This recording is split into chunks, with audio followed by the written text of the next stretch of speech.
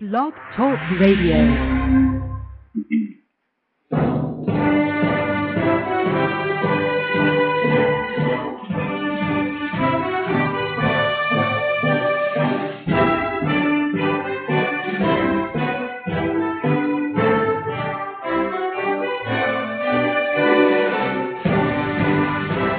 Boa noite, meus amigos.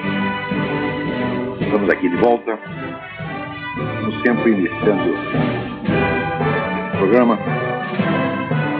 indo à Santíssima Virgem Maria e ao Santo Padre Pio de Pietrelcina, que roguem a Deus para que nenhuma injustiça se cometa aqui, e aliás, em parte alguma. Também começo aqui dando dois avisos. O primeiro é do meu próprio curso, do Seminário de Filosofia, que terá uma aula na quarta-feira, dia 26, às 20 horas, na rua França Pinto, 498, em São Paulo, na sede da Realizações. Informações pelo telefone 5572-5363. Segundo aviso, é o seguinte: o Heitor de Paula, que eu considero o melhor analista político do Brasil, e escreve regularmente para o Mídia Sem Máscara, dará uma conferência na próxima segunda-feira, às 10 horas, no auditório do Comando Militar do Leste. O tema será Minha Experiência na Esquerda e o Significado da Contra-Revolução de 1964. O Heitor de Paula teve mais ou menos a mesma experiência que eu. Nós dois militamos na esquerda durante um breve tempo. Creio que eu durante um tempo brevíssimo. Ele eu não sei, mas sempre vale a pena ouvir o que ele tem a dizer. Agora, em contrapartida, saiu aqui um artigo na Folha de São Paulo de hoje, só podia ser na Folha mesmo, dessa besta quadrada do Fernando Barro de Silva, chamada Direito e o Lulismo. Eu vou ler uns pedacinhos para vocês terem ideia de até onde vai a estupidez desse camarada. Diz ele: a chegada de Lula ao poder, seguida da ruína moral do petismo, serviu de trampolim para impulsionar uma nova direita no país. É um fenômeno de expressão midiática mais do que propriamente político. Está disseminado em jornais, sites, blogs, na revista, não diz qual revista, só pode ser revista Veja. E deve sua difusão aos falcões do colunismo, que se orgulha de parecer assim estupidamente reacionário. Mesmo que a autopropaganda seja enganosa e oculte que até ontem o conservador empedernido de hoje comia no prato da esquerda, que é só um parvenu, um espertalhão adaptado aos tempos, ainda assim temos aqui uma novidade. Essa direita emergente já formou patota, citam uns aos outros, promovem entrevistas entre si, trocam elogios despudorados, praticam o mais desabrido compadrio, mas proclamam a meritocracia e as virtudes da impessoalidade. São boçais, mas adoram arrotar cultura. E aí vai, babá. E daí se refere também, que nessa direita há um articulismo de oposição francamente antinordestino e preconceituoso, coalhado de racismo e misoginia, que faz do insulto o seu método e tem na truculência verbal a sua marca. Deve-se aí o retorno da cultura da sarjeta e do lixo retórico, vício da imprensa nativa que remonta ao império, mas que havia caído em desuso. Então, olha aqui, salvo engano, né? Quando ele se refere à nova direita, então não pode ser aquele pessoal antigo do PFL, do PSDB, quer dizer, aquela turma de centro-esquerda que a esquerda chama de direita. Só pode se referir justamente, principalmente a três pessoas, que é Reinaldo Azevedo, Diogo Mainardi e este que vos falo. Tá certo? E as pessoas que, de algum modo, entraram nos combates jornalísticos, ou a nosso convite, ou através de órgãos que eu mesmo fundei, por causa do Mídia Sem Máscara. Em suma, é da gente mesmo que ele está falando, tá certo? Então, olha,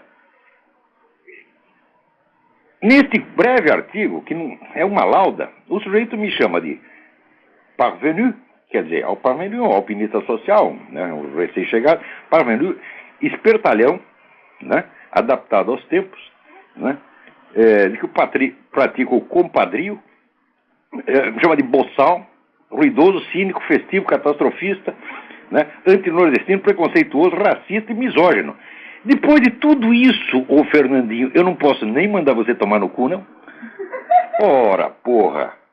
O que é isto? Em primeiro lugar, que merda é essa de compadrio? Tá certo? Os elogios despudorados. Quer dizer, eu deveria ter pudor de elogiar uma pessoa como Graça Salgueiro, por exemplo, ou Heitor de Paula.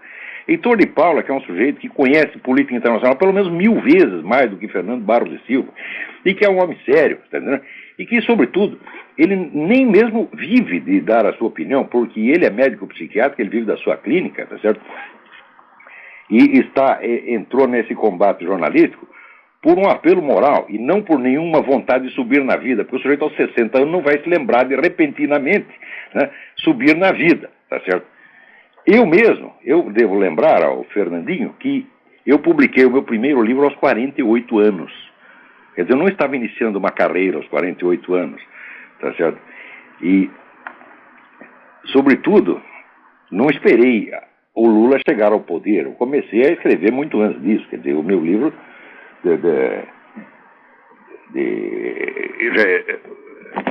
A Nova Era da Revolução Cultural foi publicado em 94, 95, tá certo? Agora, uma pessoa como a Graça Salgueiro, por exemplo, que é uma pessoa isolada, pobre, sem recursos, que sozinha, tá certo, empreende uma luta para manter vivo o jornalismo, que é aquilo que vocês prostituíram, todas as notícias que vocês escondem, ela dá no Nota Latina, tá certo? E faz isso sem remuneração nenhuma, sem apoio político nenhum, e não está visando nenhum emprego, nem subir na vida, nem coisa nenhuma, tá certo? Eu não devo elogiar essa pessoa, devo elogiar você, ô Fernandinho. Ora, porra. O fato é o seguinte, o fato é que durante 20 anos, gente como você, esse lixo de gente como você, dominou o jornalismo brasileiro 100%. Tá certo? Só dava você. De repente começa a aparecer outras pessoas que falam o contrário, você perdeu o monopólio e está evidentemente, né, todo dolorido, não está gostando disso. E já quer calar as nossas vozes, já acha ruim. Não pode ter. Olha, 3 colunistas e 2 ou 3 jornaizinhos eletrônicos já é demais pro Fernandinho. Não é isso?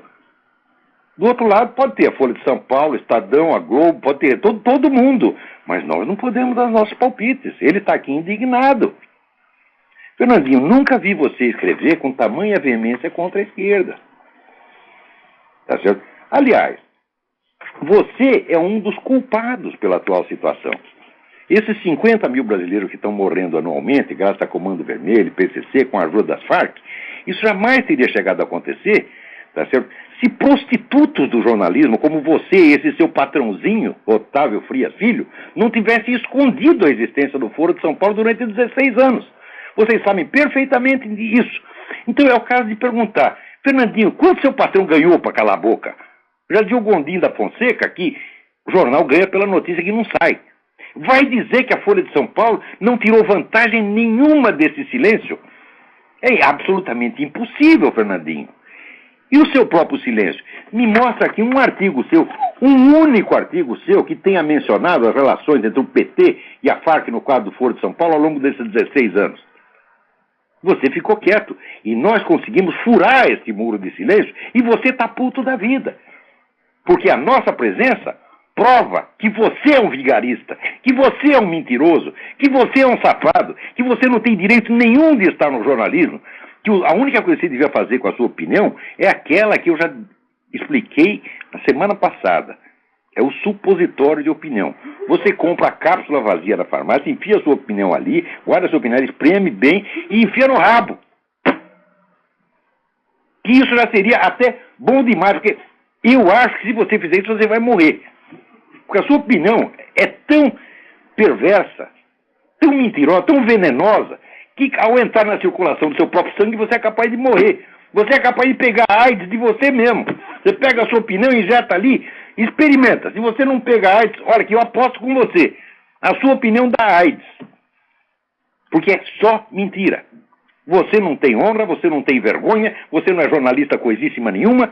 E o que há entre nós, Fernandinho, não é uma divergência ideológica, eu nem sei qual é a sua ideologia. Eu sei apenas que você é um mentiroso, salafrário. Tudo isso que você escreve aqui é tudo mentira. Você vai me provar, cadê a misoginia? Quer dizer, é porque o Reinaldo Azevedo chama a mulher dele de Dona Reinalda, ele é misógino. Quer dizer, essa interpretação caluniosa, paranoica, doente, É isso, é que é o jornalismo, e você chama de jornalismo? Ora,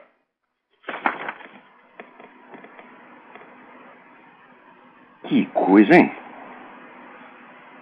Quer dizer, enquanto ele reconhece que nós somos testemunhas vivas do fiasco do pensamento de esquerda nesse país. Não, nós somos testemunhas vivas do fiasco do jornalismo brasileiro. Um fiasco muito mais colossal do que o fiasco da esquerda. Muito mais, porque simplesmente dentro da Folha de São Paulo não tem jornalista. O único jornalista que tem aí é o João Pereira Coutinho, que é português, que não tem obrigação de noticiar o que sai no Brasil. Mas vocês todos, não tem um jornalista dentro dessa redação, só tem ocultador e mentiroso. E no Estadão tá a mesma coisa, porque, ó, saiu aqui, agora tá aí o tal do seu Demétrio Magnoli, falando toda hora do Foro de São Paulo. Quer dizer, o que é isso, porra? Quer dizer, vocês esperam que a mídia internacional inteira noticie isso aí, daí vocês começam a passar recibo com 16 anos de atraso e dizem que são jornalistas, e pior, falam num tom de neutralidade superior. Olha aqui, Fernandinho, quando você fala aqui que nós proclamamos as virtudes da impessoalidade, o que é isso, porra? Eu escrevo na primeira pessoa, o Reinaldo escreve na primeira pessoa, o Diogo escreve na primeira pessoa. Agora você não. Nota aqui. Quem está falando aqui, né, é um sujeito impessoal. Não é Fernando Barros Silva falando em nome dele próprio. É a opinião da Folha de São Paulo. É uma coisa impessoal. Quer dizer, você não se enxerga, não? Né? Agora, a impessoalidade fingida está aqui nos artigos desse seu Demétrio Magnoli, por exemplo, e nos seus próprios, seu Fernandinho. Quer dizer, agora, note bem, saiu aqui no Estadão, artigo do Demétrio Magnoli, dizendo que o Foro de São Paulo liga o presidente Lula ao tio Fico, chefão das Farc, que é uma coisa que eu estou dizendo pelo menos desde o ano 2000. Só que quando eu digo, eu perco meu emprego. Eu sou chamado de louco, sou chamado de paranoico, de mentiroso, de extremista de direita, etc. Agora, daí parece seu Demétrio Magnoli. Seu Demétrio Magnoli tem carteirinha de trotskista, por isso ele pode falar. Ele pode passar recibo, tá certo, no que eu venho falando. Ele pode passar recibo sem, como é que diz, sem mencionar a fonte, sem reconhecer. Por que ele faz isso? Porque ele sabe que essa ocultação não foi apenas uma falha jornalística, foi um elemento essencial para o sucesso do Foro de São Paulo. Leia bem o discurso do Lula de 2 de julho de 2005, e ele ali mostra que o segredo, a ocultação, foi a chave para o sucesso do Foro de São Paulo. Ele diz, nós montamos tudo de modo que ninguém percebesse o que estava se passando. Ora, e quem é que facilitou para isso? Quem é que concedeu a eles esse manto de silêncio e de ocultação? Foram vocês, foram os Fernandos Barros Silva, os Demétrio Magnoli, os Otávios Frias Filho, tá certo? Os Luiz Garcia, os Mervais Pereira, tá certo? Todos vocês! Todos vocês! Agora, enquanto isso, estava eu lá escrevendo sozinho. Comi o pão com de água balançou. Eu sozinho não. Tinha também gente que não é nem profissional de imprensa, como Graça Salgueiro ou Heitor de Paula. Ou seja, nós conseguimos abrigar e defender a verdade quando vocês todos a renegavam. E você não ganha mal não, Fernandinho. E o Otávio Frias também não ganha mal. Agora, vimos aqui a palavra compadrio. Compadrio é o que tem entre vocês e o Foro de São Paulo, seu vagabundo. Com mais que compadrio, isso é cumplicidade. Cumplicidade no crime. Você é um criminoso, Fernandinho. O sangue desses 50 mil brasileiros há de chorar sobre a sua cabeça e o do Otávio Frias. Porque jamais chegaria a isto sem que vocês todos tivessem encoberto essa parceria de PT-FARC, da qual agora falam, como se fosse a coisa mais óbvia do mundo e sempre sabida. Que coisa! A mídia brasileira, a grande mídia brasileira, toda ela é criminosa, ela não merece nenhuma confiança dos leitores, e é por isso mesmo que acontece o seguinte fenômeno. Quando eu trabalhava na Folha de São Paulo, isso aí vai fazer 40 anos, trabalhei lá 3 anos sem registro, a firma já era filha da puta naquela época, entendeu? Que não registrava ninguém, né? E pagava a contragosto, quando pagava doía, né? Chegava no caixa, o caixa quase chorava, coitado, na hora de pagar, né? Aquele miserável salário mínimo de jornalista, na época era baixinho, né? Quer dizer, para mim era um dinheirão, porque eu antes tinha trabalhado de office boy, então, para mim o salário de jornalista era muito bom, mas não adianta nada o salário ser muito bom se ele não vem, né? E então a gente ali tinha que ficar na fila como pedindo favor, né? Por favor, seu Caixa, excelência, dá para pagar desta vez? Né? Era assim, porra. Né? E vai lá ver a multidão de processo trabalhista que tem contra a Folha de São Paulo. Tá certo? Vai lá ver. Então, olha, enquanto nós estávamos contando a verdade, vocês estavam ocultando. E graças a isso é que chegamos aos 50 mil brasileiros mortos por ano. Chegamos a mais ainda. Lê a revista Isto É desta semana, que também vai estar dizendo óbvio. O Brasil tem hoje uma guerrilha que tem 20 vezes mais combatentes do que o PC do B tinha na guerrilha do Araguaia, na década de 60, 70. Quer dizer, a situação hoje, quando eu escrevi 2 anos atrás, a situação hoje é muito pior do que em 1964, mas muito pior.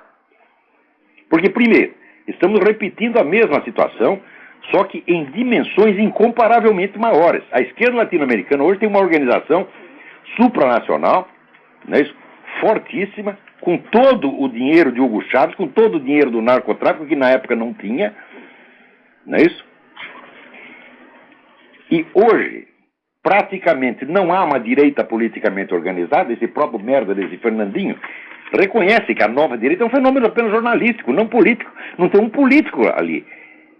Eu não sou, nem jamais serei candidato a merda nenhuma, nem Diogo Mainar, nem Reinaldo Azevedo. Nosso negócio é o jornalismo e a cultura e não é política, não. Não temos interesse em jogo, mas vocês todos têm.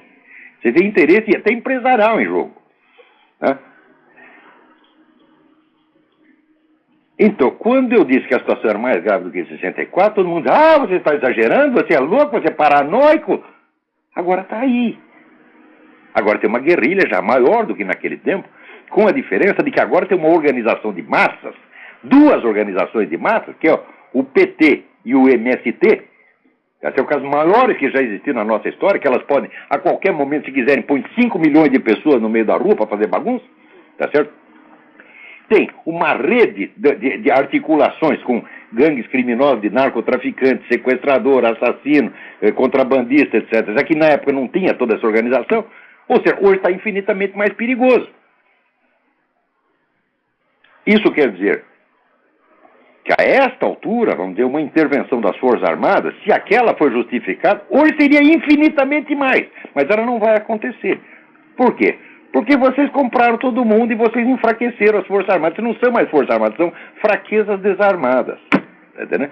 Então, além disso, vocês ficaram infiltrando gente lá durante 20 anos. Tá aí o Quartinho de Moraes, que não me deixa mentir, que há 20 anos ele se dedica aqui a reconstituir a esquerda armada no Brasil. O que é reconstituir a esquerda armada? Significa se infiltrar em academias militares, coisas como Escola Superior de Guerra, ir lá e lisonjear, né, os milicos, praticando com eles aquela estimulação dupla pavloviana, quer dizer, a mídia esquerdista desce o cacete, inventa um monte de mentira contra os militares e faz a caveira deles. E, por outro lado, outro grupo de intelectuais esquerdistas vai lá e afaga o ego dos milicos e faz promessas. Fiquem do nosso lado que nós daremos dinheiro para vocês comprar armas, talvez deixemos até vocês fazer uma bomba atômica. Tá certo?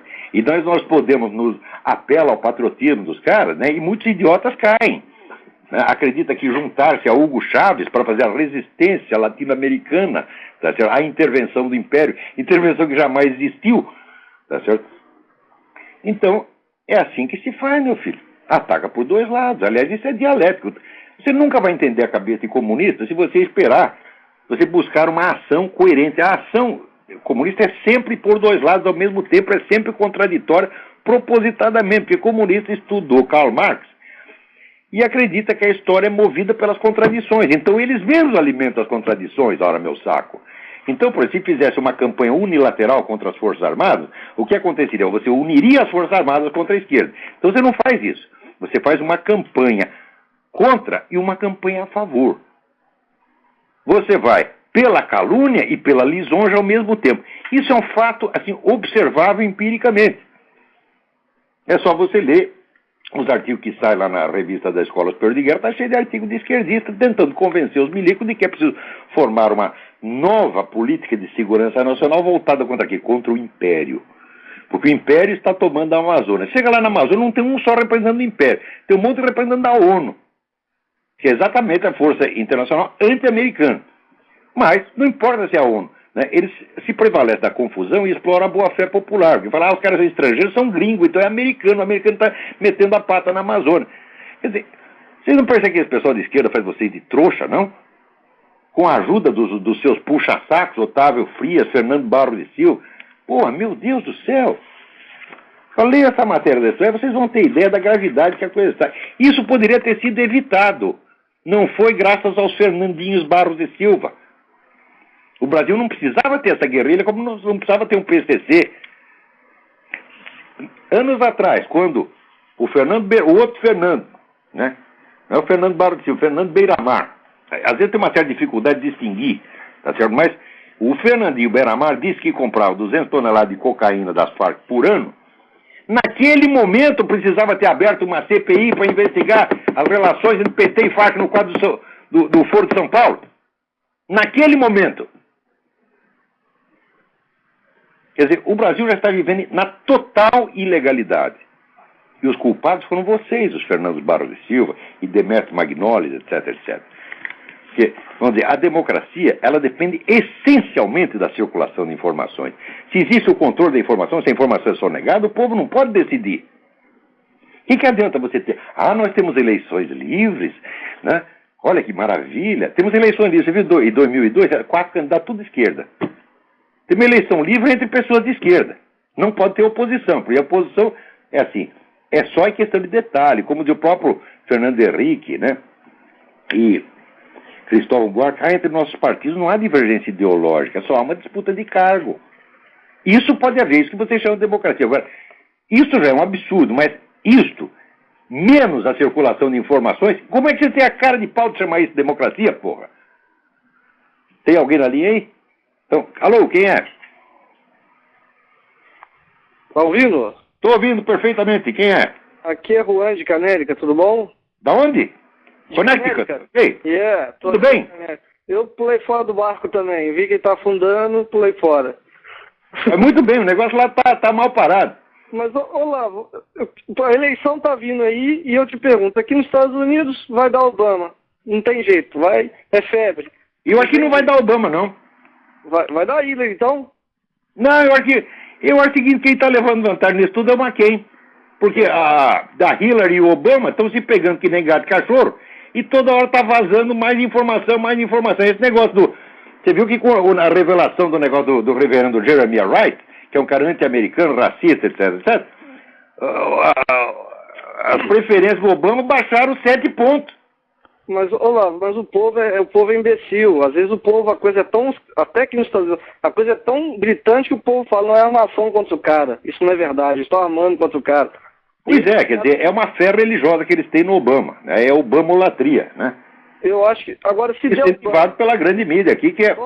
Vamos colocar... 100% comunista e anti-americana, quer dizer, o New York Times, CNN, é o que esse pessoal quer afundar com os Estados Unidos para criar o governo mundial. Sei. Agora vamos trabalhar com a hipótese. Deu Obama, o que acontece?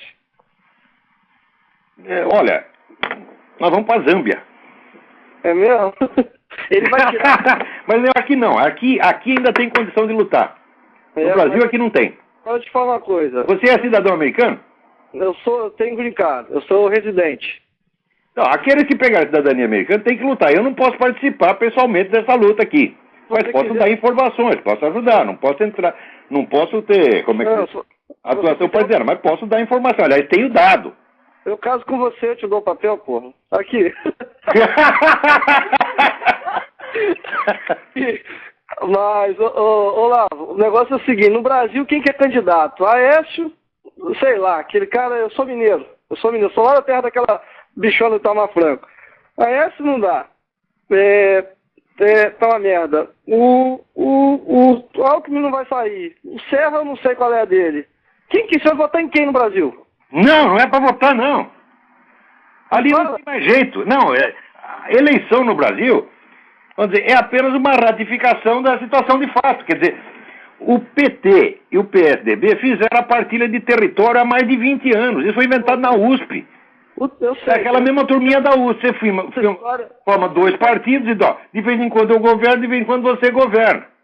Olavo, eu vou falar uma coisa com você. Você não acha que por você ter conhecimento intelectual, ter formação, ter estudado essa merda, entender o que está acontecendo, porque a gente, na nossa ignorância, a gente que é pessoa que não entrou nesse mundo de muita leitura, de acompanhar o que está acontecendo, a gente não consegue entender. Você não acha que você tinha obrigação de sair candidato a presidente? Você não vai ganhar. Não, porque, veja, a minha primeira obrigação é não ter as pretensões que esses caras têm. Eu não sou capaz de gerenciar um posto de gasolina, quanto mais um país. Eu sou capaz de fazer exatamente o que eu estou fazendo. Com 10 minutos na televisão, todo dia de programa eleitoral... Mas não, aí eu tenho um programa na televisão, eu adoraria ter um programa. Se eu tivesse um programa na televisão, meu filho, uma vez por semana, o Brasil não tinha chegado a isso.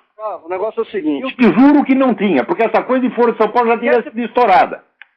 Presidente, agora você poderia ser um candidato a um deputado e ser o antipetista. Você pode ter certeza, o senador, esse é o mais votado, o antipetista.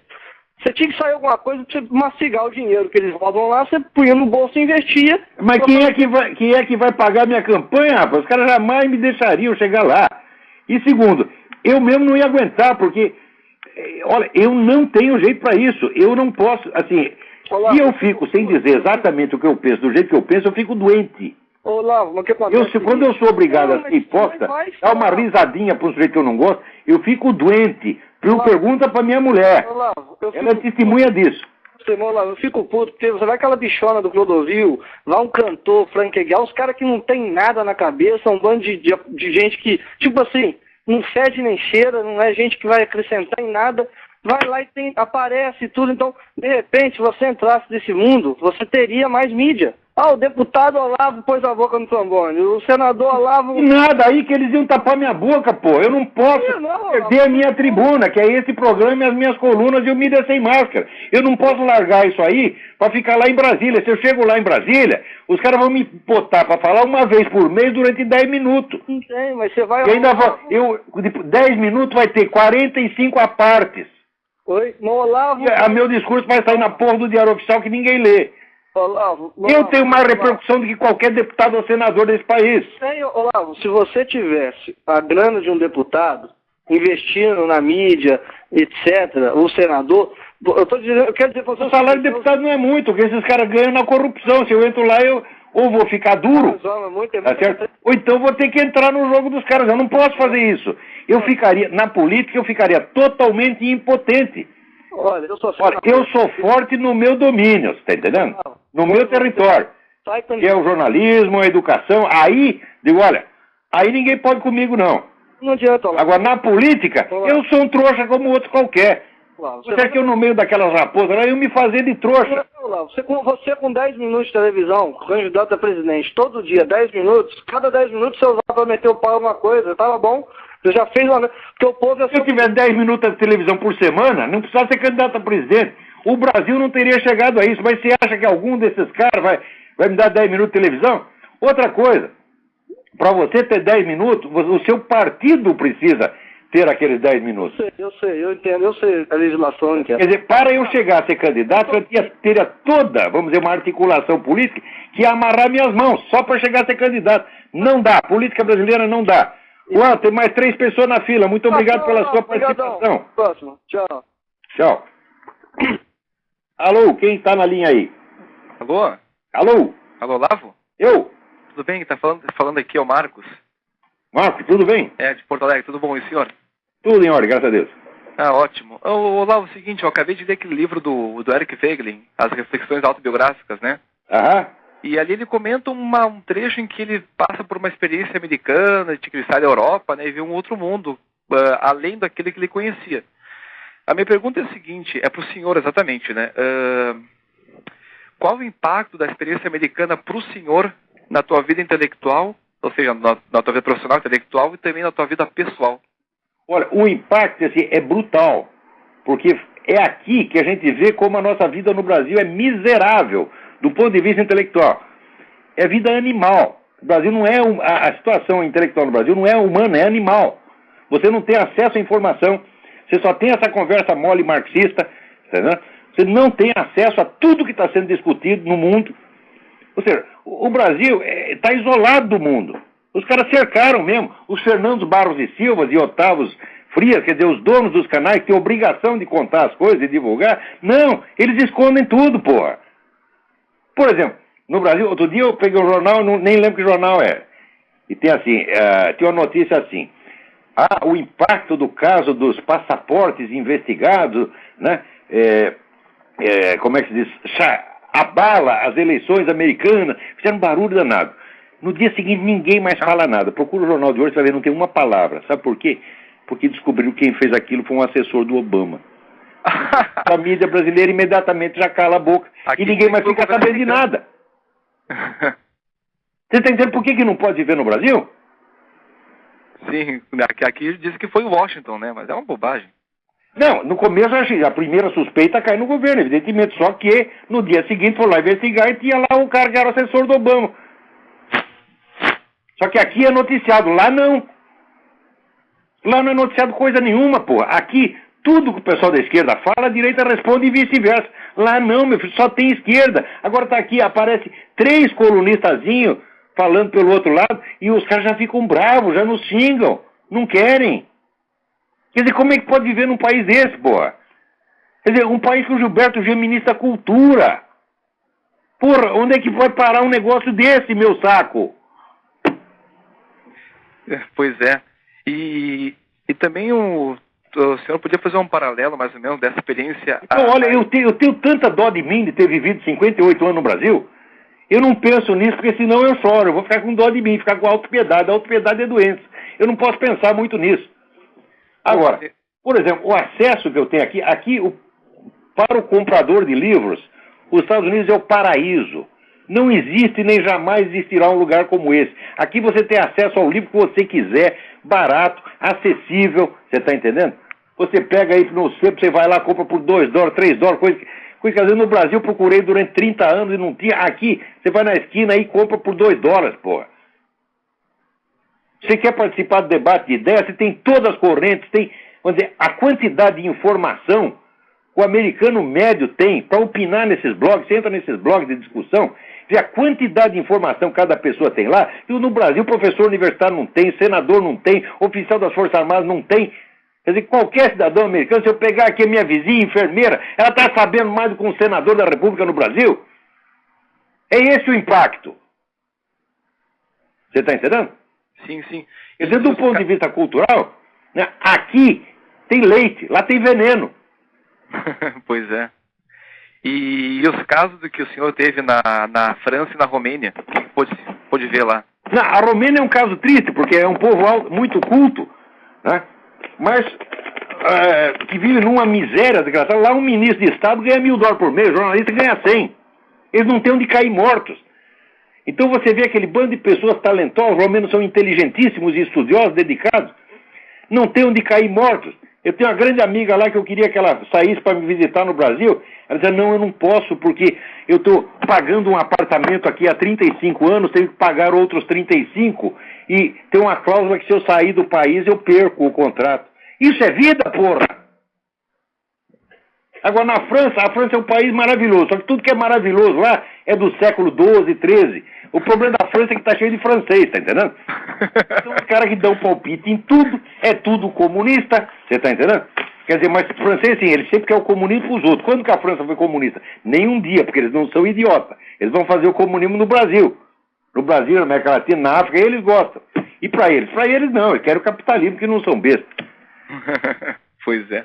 Quer dizer, você quer saber como é que é a França? Vou te explicar o que é a França. Você chega lá, todo lugar tem a campanha antitabagística. Não pode fumar, etc, etc, etc. Só que é o seguinte, quem fabrica o cigarro é o governo. Então o governo fabrica o cigarro, ganha um dinheirão com o cigarro, e ele mesmo faz campanha contra o fumo e campanha a favor do fumo. Isso é a França, porra. Quer dizer, aqui lá, a França sempre foi o reino da picaretagem, né? O político francês é uma coisa medonha, medonha, medonha. Não se pode confiar em nenhum. Só tinha o general de Gaulle, que é um homem sério. E aí os caras acabaram botando ele de lá para fora. Tá certo. Tá bom, Olavo. Obrigado pela participação aí. Deus abençoe, obrigado. Para você também. Obrigado, tchau, tchau. Quem mais está na linha aí? Alô? Alô, Olavo? Eu? Beleza? Tô aqui ouvindo você. Tô ligando aí porque meu amigo aí da minha cidade ligou e eu ouvi ele. Quanta abobrinha o Juan falou, hein? Puta que pariu. Identifique-se, você não disse o seu nome. O meu nome é Donizete Camargo. Eu moro na cidade de Bridgeport. Bridgeport? Aonde? Que estado é? Connecticut? É, Connecticut. Eu tô aqui há 20 anos, te ouço toda semana. Toda semana eu tô ligado aí no seu programa. Muito obrigado. Continua aí que estamos dando a força total pra você. Mas não, eu estou apenas começando. Que isso, porra? É isso aí. Eu nem fiz nada ainda, agora que eu vou fazer, porra. Olha aí, o Juan Tá achando ruim. Cada macaco no seu galho. É isso mesmo. Continua aí com esse trabalho maravilhoso aí que você tá dando a maior força pra gente aqui, viu, Olavo? Brigadão. Estamos sempre aprendendo. E aquela merda lá tá no buraco e vai continuar no buraco. Eu acho que lá não tem mais jeito, viu? Não tem mais jeito. Eu acho que acabou. Falou então, Olavo. Um abração. Um abraço, boa sorte. Agora, aqui tem mais alguém, porque tem uma carta muito interessante aqui que eu gostaria de responder. Olha aqui, carta do Daniel Scherer. Carta muito boa mesmo. Ele diz, gostaria de sanar algumas dúvidas referentes ao seu conceito da paralaxe cognitiva. O senhor diz que o empirismo de Guilherme de Ockham tem alguma relação com o início desse fenômeno, ou mais exatamente com a sua popularização no início da modernidade. Ao igualar a realidade com aquilo que pode ser submetido ao teste empírico, Ockham teria dado um grande impulso a esse afastamento do real. Já dizia Leibniz na monadologia, somos empíricos apenas em 3/4 dos nossos atos. E talvez ele tenha exagerado. E eu acho que nem isso, é muito menos de 3/4. Olha, é só você ver. Quer dizer, aquilo que pode ser submetido a teste empírico é uma fração infinitesimal da realidade. Na quase totalidade do que nós sabemos, nós nos confiamos na palavra dos outros, no testemunho humano, nas tradições, etc. E não tem outro jeito de não ser assim. Agora, se você dizer que apenas a experiência, você confiar apenas na experiência, eu digo, bom, então, em primeiro lugar, você tinha que provar, por experiência, que a experiência é o único meio de chegar ao conhecimento. Você não pode provar isso porque simplesmente não é assim. Então, quer dizer, o discurso empirista já é uma coisa que diz uma coisa, mas ele não pode fazer aquilo que ele está dizendo, então ele faz outra e finge que está fazendo essa. Daí prossegue o Daniel Scherer. No entanto, eu me pergunto se não é possível enxergar esse descolamento da realidade em Sigé de Brabant, em particular na sua polêmica com Tomás de Aquino sobre as duas verdades. Você tem toda a razão, você está montado na razão, porque o nego diz que existe uma verdade na religião, outra verdade diferente na ciência, já é, de certo modo, a paralaxe cognitiva assumida. Mas só não chega a ser paralaxe cognitiva justamente porque é assumida. Porque aí não é paralaxe, porque é uma contradição explícita. Né? Quer dizer, o Sigé de Brabant não fazia questão de ser coerente. Né? Ele estava com uma absurdidade na cabeça e aceitou a absurdidade. Né? Outro ponto, prossegue ele aqui. Outro ponto que eu gostaria de esclarecer é a relação entre a paralaxe cognitiva e a mentalidade revolucionária. Ambas estão, sem dúvida, relacionadas, mas de que maneira? Bom, isso aí precisaria horas para explicar, mas é o seguinte, a mentalidade revolucionária se compõe de vários elementos que vieram sendo criados desde o século I ou século II, tá certo?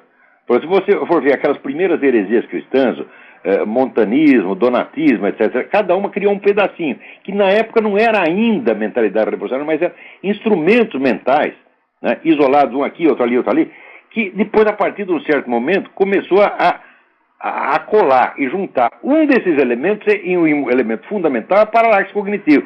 Sem paralaxe cognitiva, quer dizer, sem o deslocamento entre o eixo da experiência real e o eixo da construção teórica, construção mental que o sujeito faz, não pode haver mentalidade revolucionária. Então, eu acho que foi a paralaxe cognitiva que permitiu colar todo esse monte de absurdidades, tá certo? E criar, vamos dizer, esse fenômeno unificado da mentalidade revolucionária. Né? Por exemplo, eu estive observando aí que já no século II havia um heresiarca chamado Montanus. Ele foi o primeiro sujeito que inventou aquela divisão da história em 3 etapas, que depois ficaria famosa com Joaquim de Flora, né? E mais tarde, ainda mais com Augusto Comte, né? Mas esse sujeito já no século II, ele já tinha inventado isso aí. Ora, se você inventa, vamos dizer, uma divisão da história em etapas, e você sabe, acha que sabe se situar dentro desse escalonamento da história, é porque você sabe quanto que a história vai durar. Você conhece o fim da história. Essa é uma ilusão, evidentemente. Então, o Montanus não era um revolucionário, tá certo? Mas esse elemento importantíssimo da mentalidade revolucionária foi ele que inventou. Isso aí sozinho não bastaria para fazer a mentalidade revolucionária. Quer dizer, é justamente a longa somatória, não é somatória, é síntese desses elementos é que tem que ser rastreada, é exatamente isso que eu estou fazendo. Né? Daí dizer aqui, à primeira vista, para lá que seria o pressuposto da mentalidade revolucionária. É preciso primeiro se afastar da realidade para depois tentar implantar na marra, se precisa, um projeto de sociedade ao qual a estrutura mesmo da realidade se mostra hostil. Mas parece que podemos encontrar outros atores que conseguem escapar de uma dessa armadilha e cair na outra.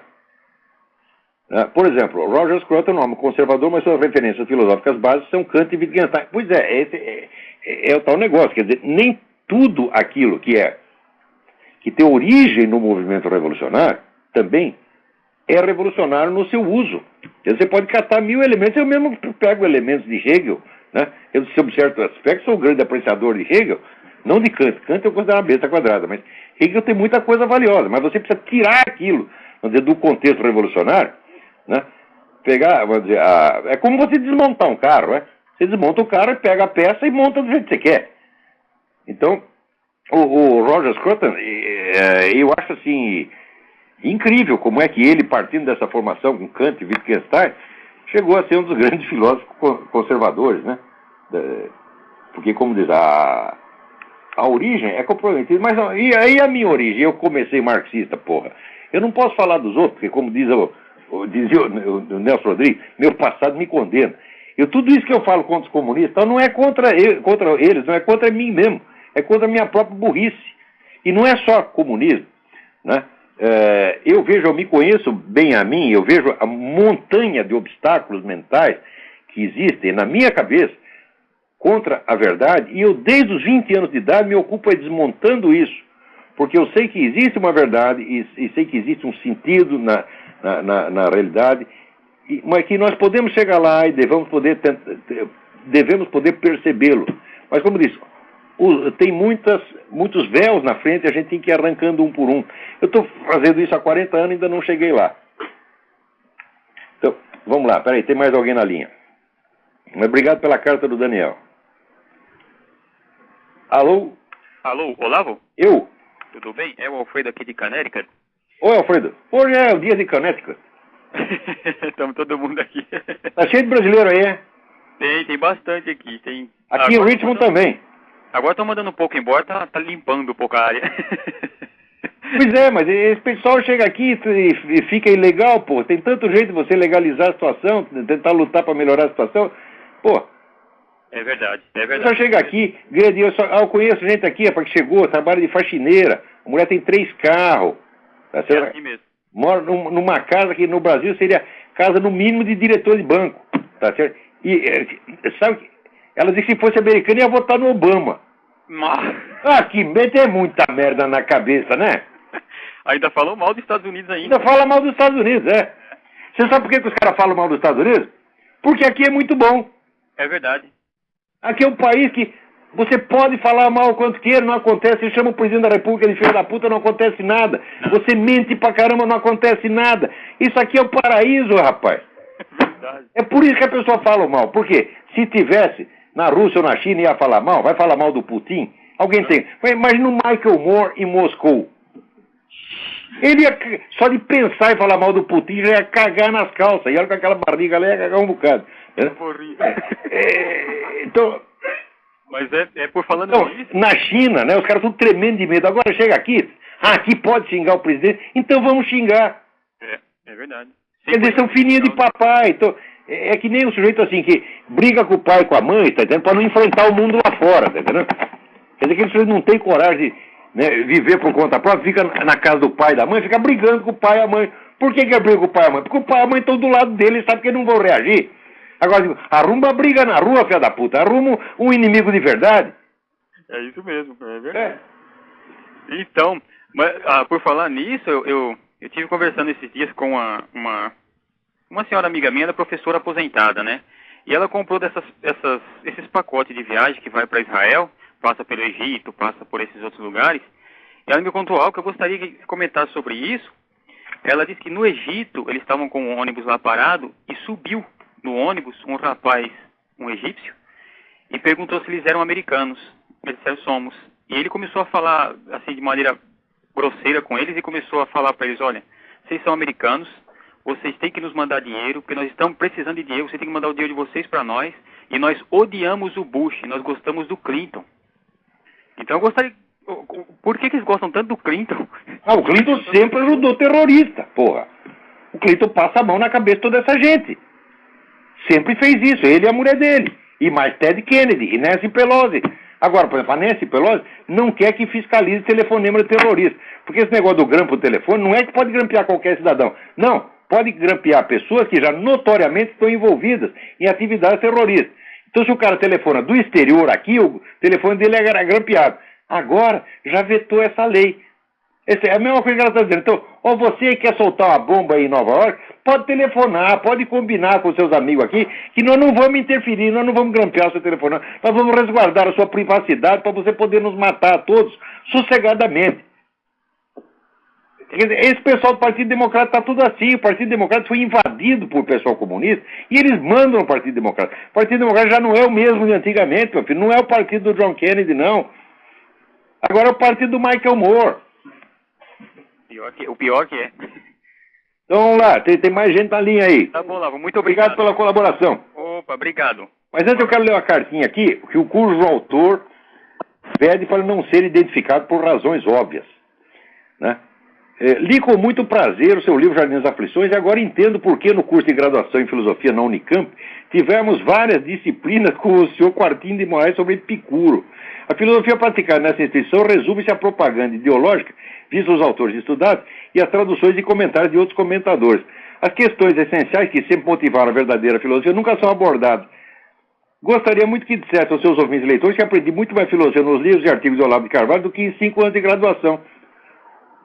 Meu amigo, não pode dizer o seu nome, mas você... Caetano, agradeço suas palavras, mas você tem toda a razão, porque, olha aqui, eu pego os alunos meus que estão prosseguindo o trabalho, eu pego o Zé Munir, não é isso? O meu filho, Luiz Gonzaga, tá certo? A minha filha Inês, que acabou de traduzir aí o Eric Wegener, o Silvio Grimaldo, né? Lucas Mafalda, o Martim Vasquez, todo esse pessoal está fazendo um belíssimo trabalho, tá entendendo? Desculpa aqueles que eu não citei o nome, porque não dá para citar todo mundo. Eu reúno a minha patota e desafio todas as universidades do Brasil para mandar não os seus alunos, manda os seus professores. E vamos ver quem sabe mais, quem está mais preparado. O meu filho Luiz Gonzaga sabe mais de filosofia do que todos os professores universitários brasileiros reunidos, sem nenhum exagero. Sem nenhum exagero eu digo isso. Esse menino estudou, não é porque é meu filho, não. Claro que sou pai coruja, claro que me orgulho dele. O cara aqui vai dizer que é compadrio. Eu não sou compadre do meu filho, sou pai dele, porra. Tá entendendo? E elogio meu filho quando eu quiser ver o senhor Fernandinho. Você vai tomar no cu. E elogio meu filho, não é porque é meu filho, é porque é um grande homem, porque é um grande estudioso, que eu vejo esse moleque estudar desde os 11 anos de idade. Tá entendendo? Então, aquilo lá é um erudito, é um cara sério, é um scholar. Não existe mais gente assim na Universidade Brasileira. Só tem os Quartins de Moraes, esses políticos profissionais. Olha aí, quer ver? Agora está tendo lá a PUC de São Paulo, curso sobre Marx e Engels, dado pelos principais intelectuais marxistas. Veja que coisa! Quer dizer, você imagina assim, por exemplo, é possível você dar um curso sobre Kant chamando só kantistas? Ou um curso sobre Comte chamando só positivistas? Isso não existe, só Marx tem esse privilégio. Só os marxistas podem ensinar Karl Marx. Mas isso não é ensinar. Porque se você vai já com o rótulo de marxista, tá certo? Então, tu já está com uma atitude programática, ideológica e de propaganda ideológica. É isso que se faz e os caras ganham dinheiro público para fazer isso. Tem mais alguém na linha? Alô? Alô? Olavo? Eu? É Arthur de Fortaleza. Arthur, tudo bem? Tudo bom, Olavo? Tudo bom? Esse dia ligou aí um rapaz... De Fortaleza, você acha que eu sou anti-nordestino, Arthur?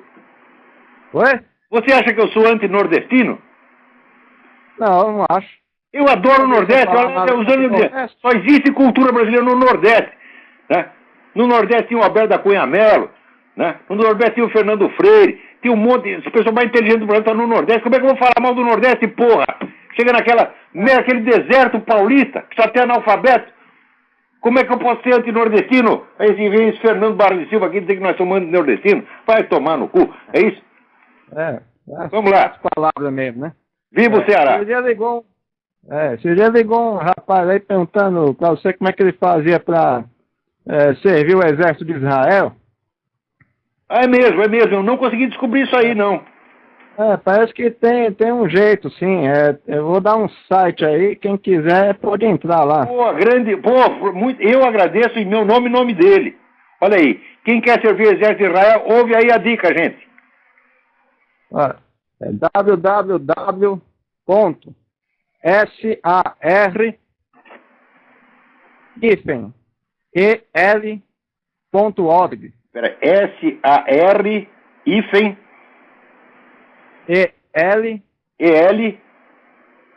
.org. .org. O-R-G? Não, aí de... Oi? É uma sigla para Service for Israel. Peraí, então vamos... repete, por favor. www.sar-el.org. Então, olha aí, SAR-EL.org. Quem quer lutar por Israel, vai lá. Olha, e tem que fazer isso mesmo, porque é um país pequenininho, está cercado de 30 e tantos países que querem comer vivo cada judeu que está lá.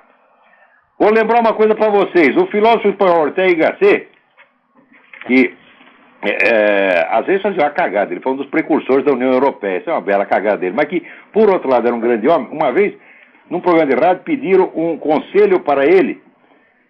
Deu um conselho para os jovens espanhóis, se eu pudesse resumir tudo num conselho. E ele respondeu o seguinte: prestad noblemente vuestro auxilio a los que son los menos contra los que son los más. Preste auxílio à minoria contra a maioria. Então é assim, onde tem o nego apanhando, é esse que você tem que ajudar. Não é questão de você estar a favor de um ou estar a favor do outro. Não. Vai lá e fica a favor do que está apanhando, que você nunca errará. Né? Tá? Eu já comprei briga na rua para defender o traveco que estava apanhando lá. Aí vão dizer que eu sou homofóbico. Homofóbico é a puta que os pariu. Que eu podia ter eu apanhado, levado um cacete do lugar dele. Felizmente os caras desistiram. Alô, tem mais alguém na linha aí? Pois é, Olavo. Tá, vou desligar então. Não, agradeço demais. De nada, tudo de bom. Tudo de bom. Tá vendo que é bom ter um programa? A gente, né, tem uma coisa que você pergunta pra gente, a gente não sabe, mas alguém sabe. Então a mão lava a outra. Alô, quem tá na linha? Alô, Olavo? Eu? Olavo, Eduardo de Campinas. Eduardo, tudo bem? Tudo bom? Eu liguei semana passada. Sim, tudo bem. Então, Olavo, primeiro eu queria agradecer porque o senhor foi muito gentil comigo. E segundo eu queria perguntar por que o Partido Democrata ficou essa podridão toda. E agora eu vou desligar para as pessoas poderem ligar também. Pô, gentileza sua. Aqui é o seguinte, ou eu sou gentil ou eu já mando tomar no cu logo direto, porque meio termo não tem. Aqui é ame-o ou deixe-o. Se o sujeito vier aqui, eu vejo que ele está com boa intenção, vai ser tratado que nem um príncipe. Agora, veio com treta, já manda merda logo, né? E você, Eduardo, você é boa gente, você veio com uma pergunta muito sincera, né? Gostei mesmo da sua pergunta. Então vamos lá. Agora, essa pergunta sobre o Partido Democrata, essa coisa começou no tempo que teve aquelas investigações do Comitê de Atividades Anti-Americanas. Porque o tal do Joe McCarthy descobriu muita coisa, muita mais coisa do que ele mesmo conseguia imaginar. Tá certo? E ele não descobriu nem 10% do que havia em matéria de penetração comunista. Quando começou, vamos dizer, a revelar isso aí, isso era no governo Truman. Então o que acontece? O Partido Democrático começou a se defender. Então começou a mentir para não ficar comprometido, porque ficou aquele negócio, não, agora se vazar isso aí, que nós, né, botamos todos esses comunistas em cargos importantes, então vai pegar mal para nós nas eleições. Então começaram a mentir, e a partir daí a aliança deles com os comunistas foi se aprofundando, ao passo que hoje a esquerda manda no Partido Democrático.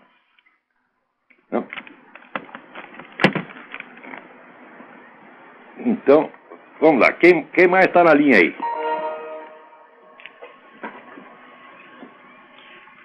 Espera aí que meu computador está desligando, pô.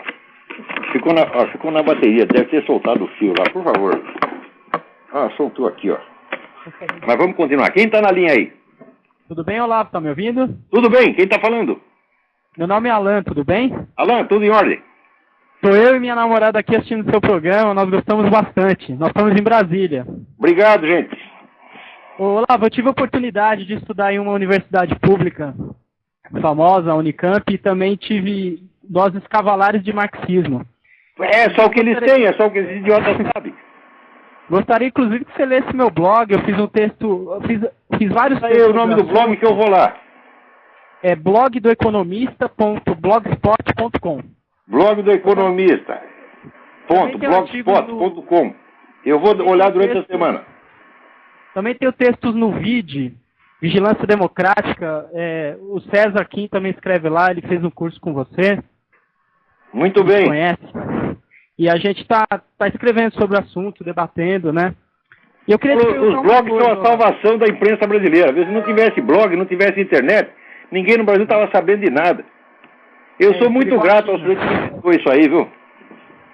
Então, eu escrevi um texto sobre o livro proibido, que é o do Roberto Campos, aquele que fala o Lanterna na Popa, né? Nas universidades pouco se debate sobre aquele livro.